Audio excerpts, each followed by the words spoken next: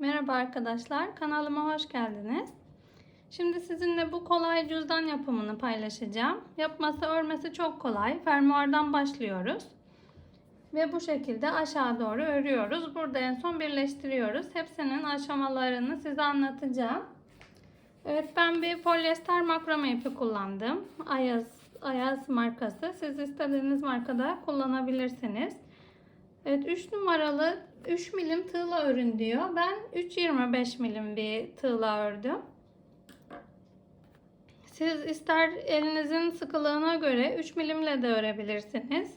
3,5 milimle de örebilirsiniz. Evet, renk numarası 1217 siyah ip. Evet, 100 gram ipimiz, %100 polipropilen, 140 metre uzunluğu var ipimizin. Evet, bu şekilde. Evet, cüzdanımızın ben ölçülerini vereyim. Bitince de vereceğim. Yine en sonunda da var videonun. Evet, 16 santim eni. Yüksekliği 11,5 santim. Bu şekilde. Evet, fermuardan örerek başlayacağız arkadaşlar. Ben bu şekilde tutma sapı yaptım. Siz de isterseniz yapabilirsiniz. Şu şekilde içini de göstereyim size. Böyle derin bir cüzdan. Küçük değil. Evet, şimdi cüzdanımızın tarifini anlatayım size. Örmeye başlayalım hep beraber. Şimdi bu ipimiz 100 gram ama bizim cüzdanımız için bir 100 gram ipten bu kadar arttı arkadaşlar. Yani tam 100 gramın hepsi gitmiyor. 50 gramdan biraz daha fazlası gidiyor. Bu kadarı artıyor ipimizin. Yani bir tane ip almanız yeterli 100 gramlık. 50 grama ihtiyacımız var ya da 50 gramdan biraz fazla olabilir. Evet, hep beraber örmeye başlayalım. Kolaylıklar dilerim. Merhaba arkadaşlar. Şimdi size fermuardan başlanan bir cüzdan anlatacağım tarifi. Şu şekilde ben fermuarımızın uzunluğunu vereyim. Ben metreyle alıyorum fermuarları ve istediğim ölçüde keserek kullanıyorum. 20 santim benim fermuarımın uzunluğu. Şimdi bundan nasıl ilmek alınır ve nasıl cüzdan yapılır onu hep beraber örelim. Şimdi ben bu cüzdanımızı bir tane polyester makrome ipiyle öreceğim. 2 milim enliliğinde, yani 2 milim kalınlığında. 3,25 milim tığla öreceğim. Ama bu ilmekleri 2 milim olan tığla alacağım. İnşallah anlaşılır olur. Şimdi bu fermuar dişlerimizden yarım santim açıktan olacak şekilde ilmeklerimizi almaya başlayalım. Şimdi bu direkt, şimdi ben burada tabi metreyle aldığım için hiçbir şekilde fermuarı tutması gereken bir engel yoktu. Onun için iple diktim burayı. Tabi bu uçlarını da diktim. Fermuarın çıkıp gitmemesi için. Siz eğer hazır bir fermuar kullanacaksanız burada demir bir halka olacak muhtemelen. O demir halkadan biraz daha içeriden başlayacağız. Şu şekilde yarım santim kadar içeriden tığımızı takalım. 2 milim tığımız. Çünkü 3 numara denk gelmez buraya. Evet, şu şekilde ilmeklerimizi çıkaralım.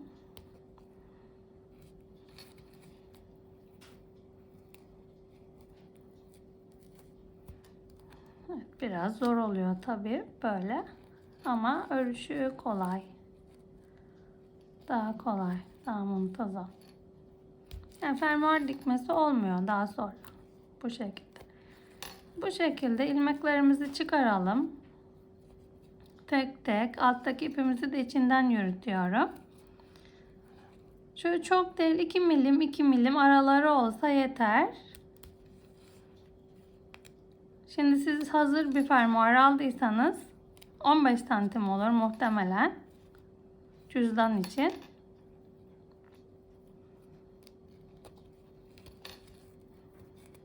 ...30 tane bu şekilde ilmek çıkarsanız yeter bir kenarına. Ama benim daha uzun olduğu için şimdi 32 tane ya da 34 taneye ihtiyacım olacak. Yaptığımda bir bakacağım nasıl olacak. Yani sık iğneler yapıyoruz buraya. Bu şekilde batarak. Ne kadar olacağına bir bakalım sonra. Tabii siyah olduğu için belli olmuyor çok.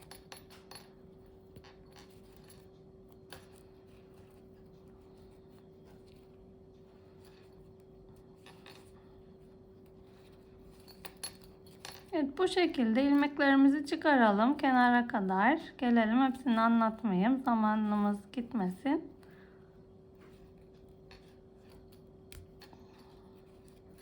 İçindeki ucumuzu da yürütmeyi unutmayalım. Başlangıç ipimizi. Evet, böyle bu şekilde bütün bu kenara kadar, şu araları 2 milim falan, yani 1 milim 2 milim çok fark etmiyor. Şöyle bakayım.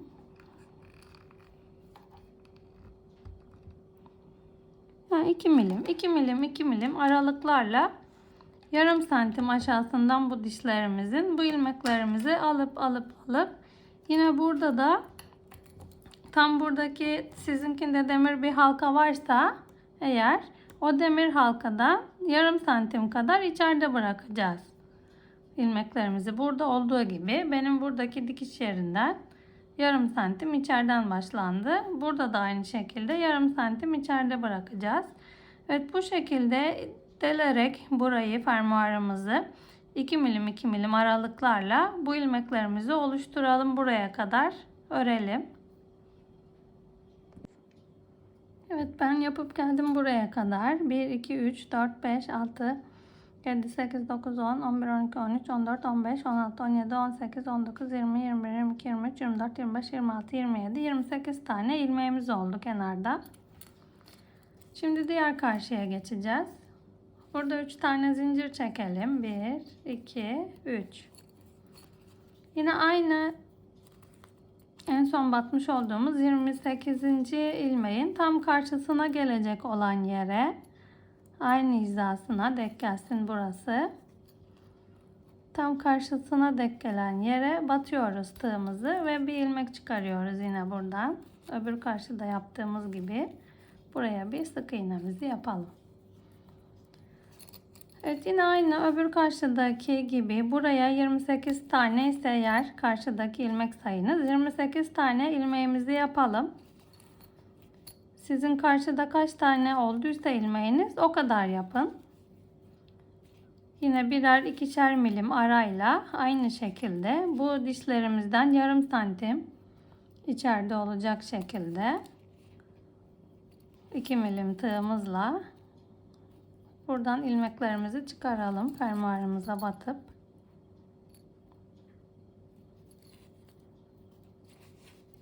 Şu şekilde aralıklar bu kadar yeterli. Evet, bu şekilde yine sıranın başına kadar, fermuarımızın sonuna kadar, şimdi tığ ince gelince çıkıyor habire şeyimiz, ipimiz sürekli.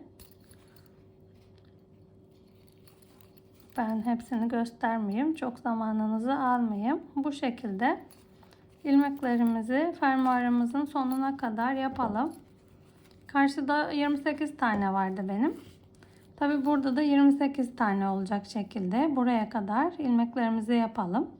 Sonra burada görüşelim. Evet, ben ördüm bu kenara kadar da sayalım. 1 2 3 4 5 6 7 8 9 10 11 12 13 14 15 16 17 18 19 20 21 22 23 24 25 26 27 28. Evet, 28. ilmeğimiz de yine böyle karşılıklı geldi. Şimdi tekrar 3 tane zincirimizi çekelim burada. 2 3 ve ilk yapmış olduğumuz, karşı taraftaki ilk başlamış olduğumuz sık iğnemizin tepesine bir kaydırma yapalım.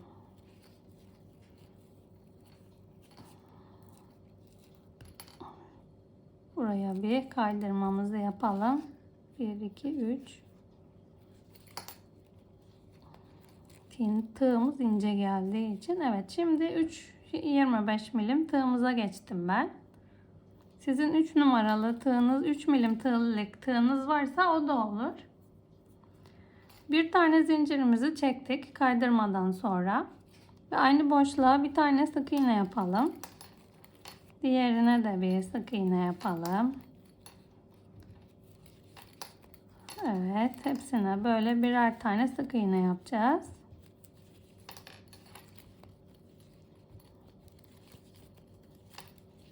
Evet, bu şekilde sık iğnelerimizi yapalım. Evet, hepsini anlatmayayım ben yine, zaman geçmesin çok. Evet, bu şekilde hepsine birer tane her tepemize sık iğnelerimizi yapalım. Buraya kadar gelelim. Evet, 28 tane sık iğnemizi çektim ve bu kenara kadar geldim. Burada 3 tane zincir çekmiştik karşıya geçmek için. Bu zincirlerimizin içine de bu şekilde 3 tane sık iğnemizi yapalım. 1 2 3. Evet, 3 tane sık iğnemizi yaptık. Tekrar bütün sık iğnelerin üstüne birer tane sık iğne yapmaya devam ediyoruz. Bu kenarda da. Evet, hepsine birer tane sık iğnelerimizi yapıyoruz. Evet, yine bu kenara kadar sık iğnelerimizi örüp gelelim. Evet, hepsine birer tane sık iğnelerimizi yapıp geldik. Yine 28 tane sık iğnemiz oldu. Şimdi kenardaki 3 tane zincirimize geldik. Bu kenardaki 3 tane zincirimizin içine de yine 3 tane sık iğnemizi yapalım. 1 2 3. Evet, fermuarımızı ilk tutturduğumuz sık iğnemize geldik. Şimdi bu sık iğnemizin tepesine bir kaydırmamızı yapalım. Buraya 3 tane zincir çekelim. 3 tane zincirimizi çektik.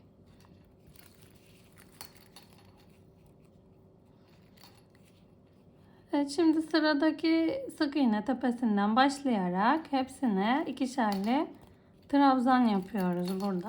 Bu şekilde bütün sık iğne tepelerimize ikişerli trabzan yapıyoruz.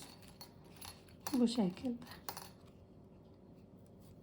Bütün sık iğnelerin tepesine ikişerli trabzanlarımızı yapalım. Evet.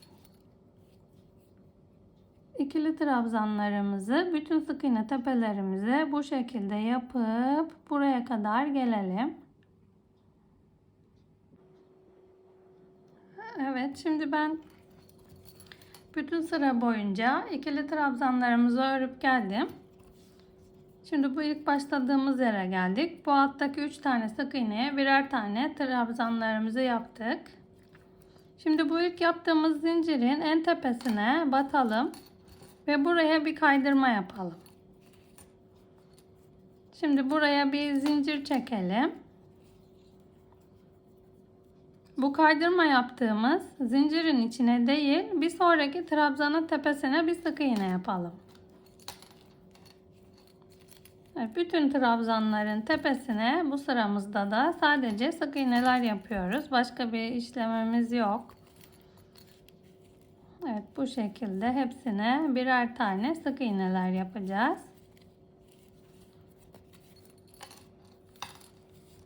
Evet, böyle bu şekilde tabii şimdi çukurlaştı artık. Cüzdanımız şekil almaya başladı. Bu şekilde bütün sıralarımızın etrafına buraya kadar sık iğnelerimizi yapıp gelelim. Evet, şimdi sık iğnelerimizi yapıp geldik. Bu sonuncu trabzana da bir tane sık iğnemizi yaptık. Şimdi kaydırma yaptığımız yere geldik. Bu kaydırma yaptıktan sonra buraya bir tane zincir çekmiştik. O zincirimizden alalım ve buraya bir kaydırma yapalım. Aynı yere 1, 2, 3 tane zincir çekelim. Ve bu altta çekmiş olduğumuz zincirin sırası oluyor. Bu çektiğimiz zincir. Bu trabzan sırası sayılıyor. Buraya hiçbir işlem yapmayacağız şimdi. Önümüzdeki sık iğnenin altındaki trabzandan bu şekilde tutalım. Gövdesinden. Ve buraya bir ikili trabzan yapalım. Şöyle göstereyim. Şimdi bu zincirimizin altı trabzan sayılıyor demiştik. Bir sonraki trabzandan şu şekilde gövdesinden takalım. Buraya ikili trabzanımızı yapalım.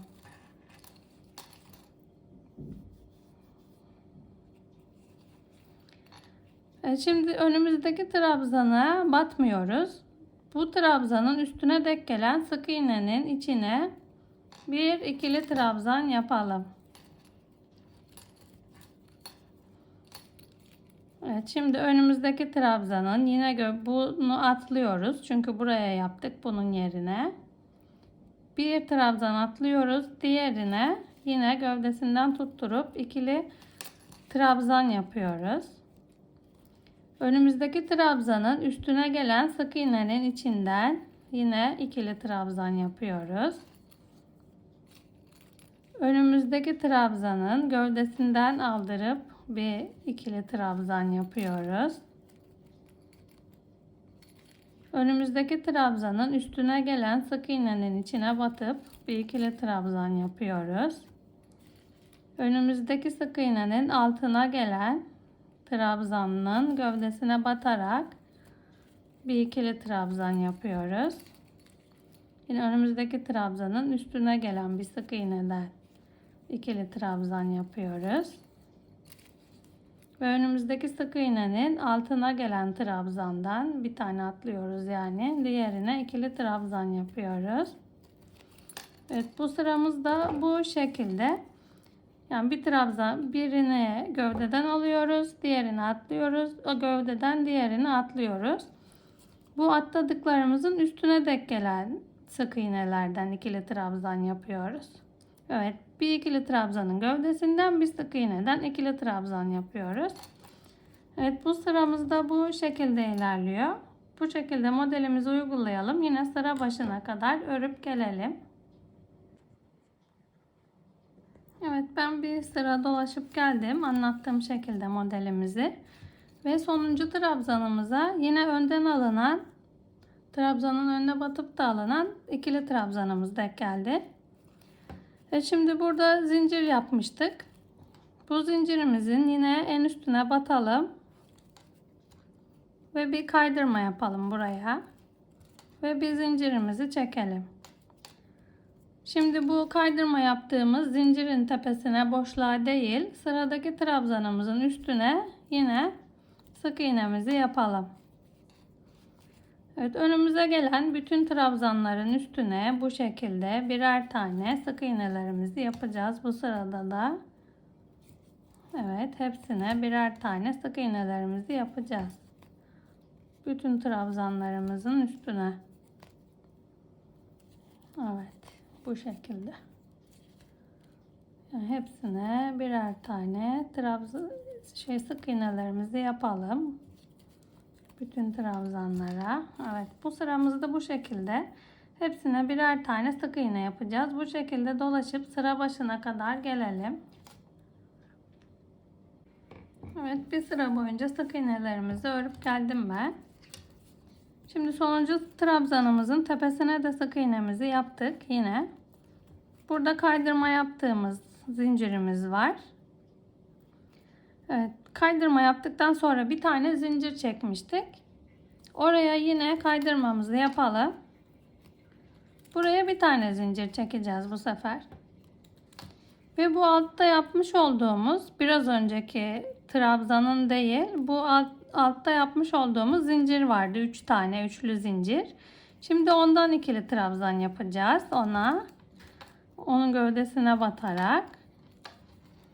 Ve biraz önce altta yapmış olduğumuz trabzanımız vardı. Bu trabzanımızın üstüne yapacağız ikili trabzan. Şimdi önümüzdeki sık iğnenin altına denk gelen, altta yapmamış olduğumuz, üstte yapmış olduğumuz bir trabzan vardı. O trabzanımızı aldırıp da bir ikili trabzan yapalım. Ve önden aldırmış olduğumuz trabzanın üstüne denk gelen sık iğnemizde yine ikili trabzan yapalım. Ve önümüzdeki sık iğnenin altına denk gelen biraz önceki örmediğimiz trabzan var burada, üstten ördüğümüz. O trabzanı aldıralım. İkili trabzan yapalım. Evet, altta önden aldırmış olduğumuz trabzanın üstüne denk gelen sık iğnemize yukarıdan yine trabzan yapalım. Evet, önümüzdeki sık iğnenin altına gelen daha önce yukarıdan ördüğümüz trabzanın gövdesinden tutturup da ikili trabzan yapalım. Ve önümüze denk gelen önden aldırdığımız trabzanın üstüne denk gelen sık iğnenin üstüne ikili trabzanımızı yapalım. Evet, bu şekilde biraz önce yukarıdan ördüğümüz trabzanlara, sık iğneye ördüğümüz trabzanları aldırıyoruz bu sefer. Diğerlerinin üstüne denk gelen sık iğnelerimizi de yukarıdan batıyoruz. Evet, yer değiştirmiş olduk yani. Önden battıklarımıza yukarıdan batıyoruz. Yukarıdan battıklarımıza bu şekilde önden batıyoruz şimdi. Evet, bu şekilde örelim. Şimdi bunun hizasına gelene yukarıdan batıyoruz. İkili trabzan yapıyoruz. Ve biraz önce üstte ördüğümüz trabzana, önden ördüklerimizin arasında kalan trabzanlara gövdesinden batıp da ikili trabzan yapıyoruz. Ve önümüzdeki önden battığımızın hizasına gelen sık iğneye yine yukarıdan ikili trabzanımızı yapıyoruz. Evet, modelimizi bu şekilde uygulayalım. Böyle görünüyor modelimiz. Evet, bu şekilde buraya zincir çektiğimiz yere kadar örüp gelelim. Evet, sıramızı örüp geldim ben.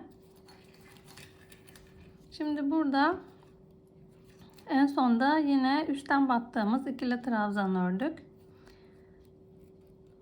Burada şimdi bu ilk başta yapmış olduğumuz bir zincir vardı. O zincirimize batalım ve buraya kaydırmamızı yapalım. Ve bir zincir çekiyoruz yine.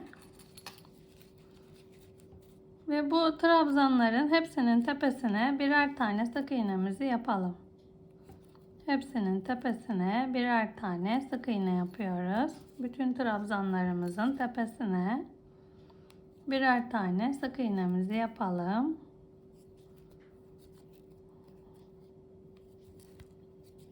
Evet, yine sıra başına kadar bu şekilde sık iğnelerimizi örüp gelelim. Ben sık iğnelerimizi örüp geldim. En son üstten sık iğne yaptığımız trabzana battık. Sık iğnemizi yaptık. Şimdi burada kaydırma yaptığımız ve zincir yaptığımız var. Bu kaydırmayla zincir yaptığımızda batmayacağız artık. İlk yaptığımız sık iğnenin tepesine bir kaydırma yapıyoruz. Ve buraya 3 tane zincir çekiyoruz. Bu zincirimiz bu trabzanın hizasına geliyor. Öyle düşünüyoruz şimdi modelimizi uygularken. Yani bu üstten önden aldığımız trabzanın hizasına bu zincir gelmiş gibi düşünelim. Önümüzde bir tane boşluk var. Sık iğne. Bu sık iğnemize 3 zincir çektik. Bu trabzanımızın sırası oldu. Şimdi bu sık iğne, önümüzdeki sık iğnenin altına denk gelen içeriden ördüğümüz, yani sık iğneye ördüğümüz ikili trabzan var. Ondan bir ikili trabzan yapalım. Bu çıkıntılıdan almadık. Yine arada kalandan aldık. Evet, şimdi bu trabzanımızın üstüne gelen sık iğneye bir ikili trabzan yapalım. Yine bu arada kalan, bu çıkıntılı olan değil, arada kalan önümüzdeki sık iğnenin altına denk gelen trabzanın gövdesinden yine bir ikili trabzan yapalım. Ve önümüzdeki trabzanın hizasına denk gelen sık iğnemize bir tane ikili trabzan yapalım. Modelimiz arkadan da şöyle görünüyor. Bir sık iğneye yapmıyoruz, bir sık iğneye trabzan yapıyormuşuk gibi oluyor. Yani öyle düşünelim. Bir sık iğneye, yani bir sık iğneye üstten trabzan yapıyoruz. Bir sık iğneye alttan trabzan yapıyoruz. Öyle oluyor modelimiz. Şimdi bu trabzanın üstüne denk gelen sık iğnemizi üstten yapıyoruz. Önümüzdeki sık iğnenin hizasına alta denk gelen trabzanımıza da bir ikili trabzan yapıyoruz.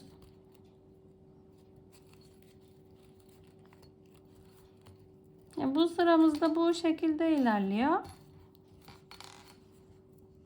Yani bu çıkıntılı olan trabzanların üstündeki sık iğneye ikili trabzan yapalım. Bu boşluklarda kalan trabzanlara da önden trabzanlar yapalım. Evet, bu sıramızı da bu şekilde dolaşıp gelelim. Evet, ben sıramızı dolaşıp geldim. Hepsine ikili trabzanlarımızı yaptık. En son bu çukurda kalan trabzanımıza da ikili trabzanımızı yaptık. Ben üst sıraları anlatmayayım. Bu şekilde ilerliyor modelimiz. Aynı işlemi döne döne yapacağız. Şimdi burada üç tane zincir çekmiştik. Yine bunun en üstüne bir kaydırmamızı yapalım ve bir zincirimizi çekelim ve alttaki trabzanımızın üstünden yine sık iğnelerimizi yapmaya başlayalım. Evet, bu şekilde sık iğnelerimizi yapıyoruz bir sıra boyunca. Evet, üst sıraları ben size anlatmayayım. Artık model oluştu. Bu şekilde sık iğnelerimizi yapıp geleceğiz buraya kadar. Daha sonra buradaki zincirimize yine kaydırmamızı yapıp 3 tane zincirimizi çekeceğiz. Ve aynı şekilde bu sıralarda olduğu gibi modelimizi uygulayarak devam edeceğiz. Şimdi ben bunu örüp geleyim. Birkaç sıra, birkaç model uygulayıp geleyim. Ne kadar ördüğümün ölçüsünü sizlere söyleyeceğim. Siz de aynı modeli uygulayıp gelin. Ölçüsünü vereceğim ben size. Siz de o kadar örün ya da istediğiniz kadar uzatabilirsiniz. Enini, boyunu istediğiniz gibi örebilirsiniz. Ben örüp geleyim, ölçüsünü sizlere söyleyeceğim. Ben örüp geldim arkadaşlar. Şimdi size ölçülerini vereyim. Ne kadar ördüm. Eninin genişliği 15,5 santim. Yüksekliği 12 santim oldu. Şimdi bu kadar ördüm ben. Son sıramıza geldik. Şimdi burada bir kaydırma yapalım. En son sık iğnemizi yaptık. Yine kaydırma yaptığımız yere değil, buradaki zincirimize bir kaydırma yapalım. Şimdi ilmeğimizi şu şekilde genişletelim. Ve tersini çevirelim. Cüzdanımızın. Evet, tersini çevirdik. Şimdi buradan birleştireceğiz cüzdanımızın tabanını.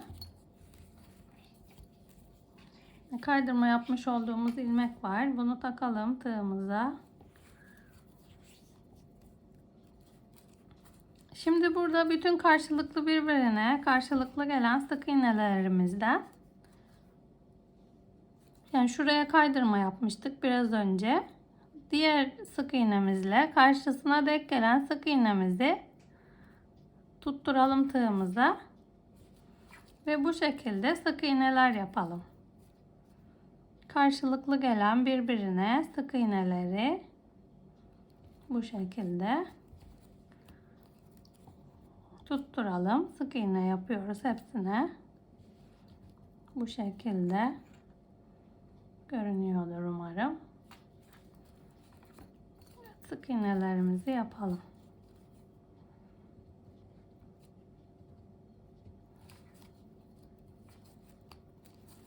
Böyle sık iğnelerimizi yapalım.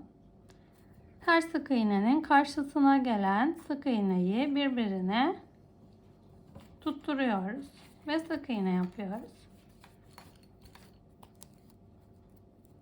Bütün karşılıklı gelen sık iğnelerimizi bu şekilde alıp sık iğne yapıyoruz. Evet, sıramızın sonuna kadar bu şekilde sık iğnelerimizi yapalım. Burada görüşelim. Kenara kadar karşılıklı olan bütün sık iğnelerimizi birleştirdim. Şimdi kenarda bir tane sık iğnemiz kaldı. Ona da bu şekilde aldıralım ve bir kaydırma yapalım. Bir zincirimizi çekelim. Evet, cüzdanımızın tabanını birleştirdik bu şekilde. Evet, şimdi ipimizi keselim burada ve çıkaralım bu ilmeğimizi. Daha ince uçlu bir tığla bu ipimizi yaptığımız sık iğnelerin içinden geçirerek bu şekilde kaybedelim burada.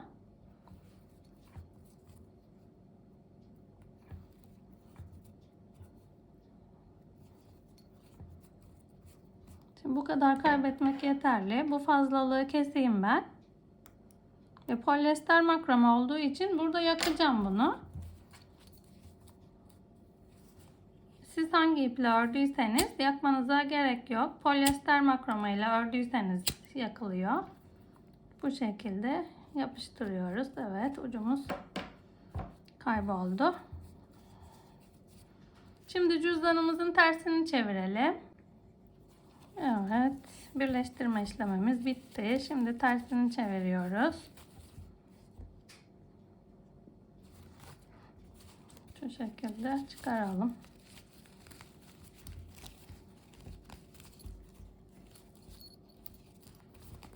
Şu köşelerimizi düzeltelim iyice.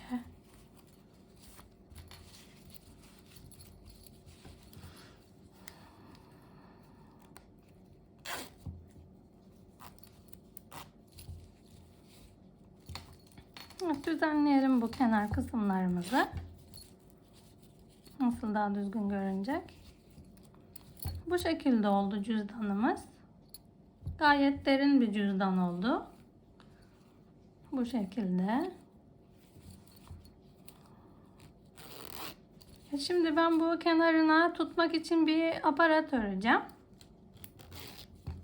Size onun yapılışını anlatayım ben şimdi.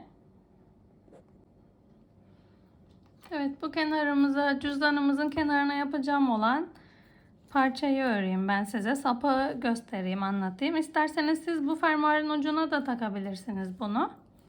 Daha sonra isterseniz buraya tutturabilirsiniz. Evet, ben yapılışını anlatayım şimdi. Bu şekilde başlıyoruz yapmaya. Bu ipimizi papağanımıza sabitleyelim. Bu anahtarımıza, kilitimize neyse. Şimdi buraya 3 tane sık iğne yapalım. 2 3. Şu başta yapmış olduğumuzla beraber 3 tane oldu. Şimdi bir zincir çekelim, dönelim.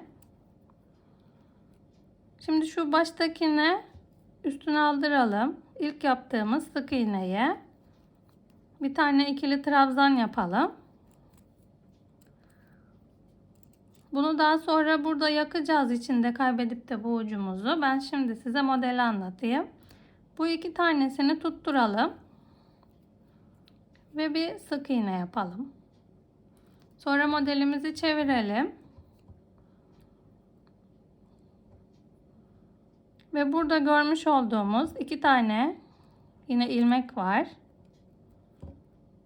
Bu iki ilmeğimizden batalım şimdi. İkisini bir aldıralım tığımıza. Bu başlangıç yeri biraz zorlayacak ama sonrası çok kolay.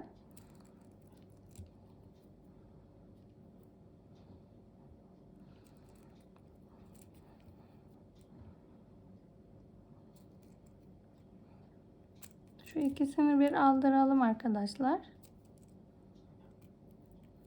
Evet. Bir sık iğne yapalım. Tekrar çevirelim. Şu ikisini aldıralım. Bir sık iğne yapalım. Tekrar çevirelim. Şu ikisini aldıralım. Zaten görünüyor hemen çevirince modeli. Sık iğne yapalım. Çevirelim. Şu iki ilmeği aldıralım. İlk başlarken zor. Ama diğerleri çok kolay. Çabuk yürüyor. Çevirelim. Şu ikisini aldıralım. Bir sık iğne yapalım. Yine çevirelim. Yine bu ikisini aldıralım. Evet, bu şekilde modelimiz çok kolay. O ilk başlangıç yeri sadece. Belki siz zorlanmazsanız. Şimdi ben zorlandım. Çeviriyoruz. 2 ilmeği aldırıyoruz ve bir sık iğne yapıyoruz. Çeviriyoruz. 2 ilmeği aldırıyoruz ve bir sık iğne yapıyoruz.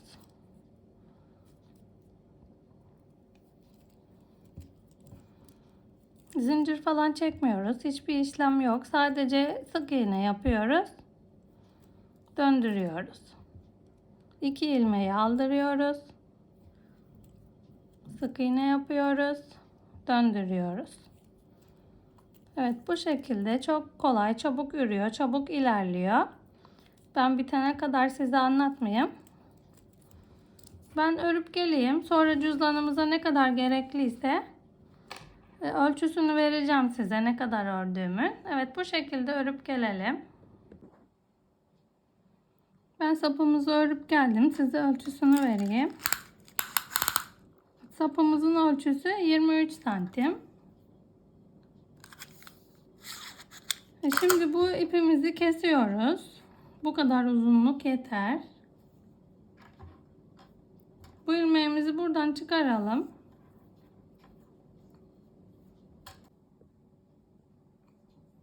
Evet, ipimizi kestik. Şimdi bu halkamızın içinden bu ipimizi arka tarafa doğru alalım. Ve bu ipimizi buraya dolayalım. Bu şekilde dolayalım. Sıkarak, sıkıştırarak dolayalım. Biraz aşağıya kadar.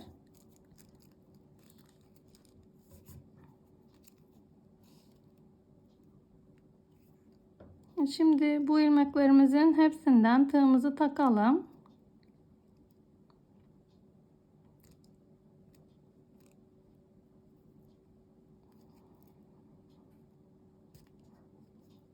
Ve bu dolamış olduğumuz ipimizi modelimizin içinden geçirterek yukarı doğru çıkaralım. Sıkıştıralım.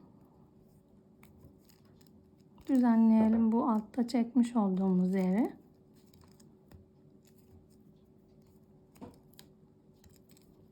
Evet, bu şekilde sıkıştırdık.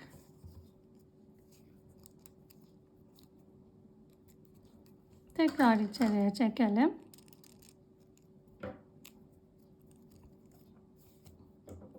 Ve bu alttan tekrar takalım tığımıza dolamış olduğumuz ilmekleri. Yani ipimizin ucunu kaybedelim burada, sabitlensin bir şekilde. Bunu da tekrar aşağıya doğru çekelim.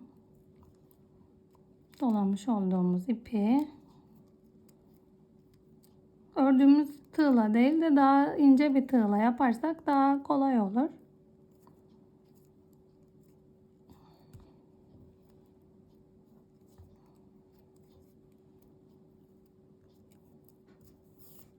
Evet, çıkardık. Bu modelimizin içinde burada bu ipimizi keselim.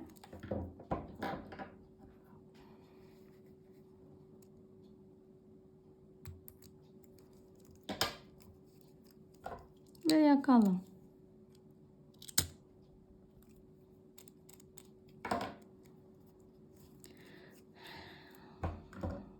Evet, askımız da bitti. Bunu isterseniz fermuarına takın cüzdanın. Şu şekilde. Bu şekilde açmak için.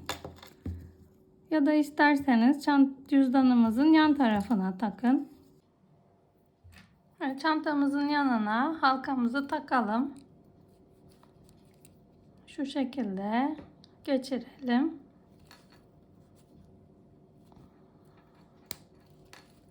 Evet. Evet, bu şekilde çantamız, cüzdanımız pardon. Evet, yapışımız bitti, örüşümüz bitti. Bu şekilde oldu cüzdanımız.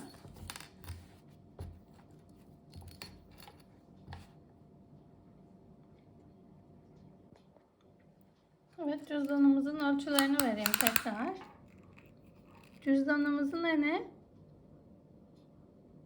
16,5 santim.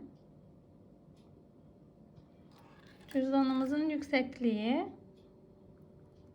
birleştirdikten sonra 11,5 santim oldu. Evet, bu şekilde cüzdanımızın yapılışı. Yine yeni modellerle sizlerle beraber olacağım arkadaşlar. Beni Instagram ve Facebook sayfalarımdan da takip etmeyi unutmayın. Oradaki gönderilerime de beğeni yapmayı, yorum yazmayı unutmayın arkadaşlar. Facebook'ta da, Instagram'da da, Pinterest'te de, YouTube'da da Funda'dan El İşleri sayfalarımın, kanallarımın ismi. Beni oralardan da takip edebilirsiniz arkadaşlar.